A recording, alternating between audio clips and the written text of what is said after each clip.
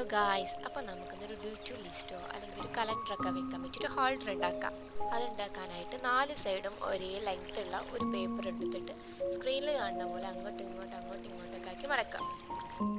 എന്നിട്ട് പേപ്പറിൻ്റെ കോർണർ സൈഡൊക്കെ ചെരിച്ചിട്ടൊന്ന് ഫോൾഡ് ചെയ്ത് കൊടുക്കുക. 4 സൈഡും ഒരേപോലെ ഫോൾഡ് ചെയ്യണം. എന്നിട്ട് നമ്മൾ മുകളിൽ ഫോൾഡ് ചെയ്ത് വെച്ചിട്ടുള്ള ഭാഗം താഴത്ത് ഫോൾഡ് ചെയ്ത് വെച്ചിട്ടുള്ള ഭാഗം മുകളിലേക്കും ആക്കിയിട്ട് വീണ്ടും ഫോൾഡ് ചെയ്യാം.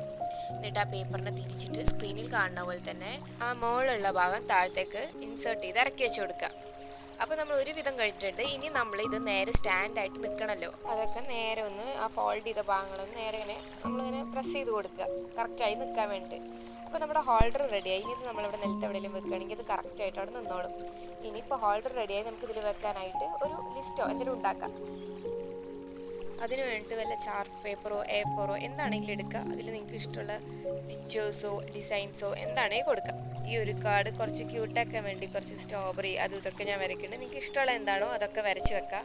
അപ്പോൾ ജസ്റ്റ് ഞാനൊരു സിമ്പിളായിട്ടൊരിത് വരച്ചു എന്നുള്ളൂ.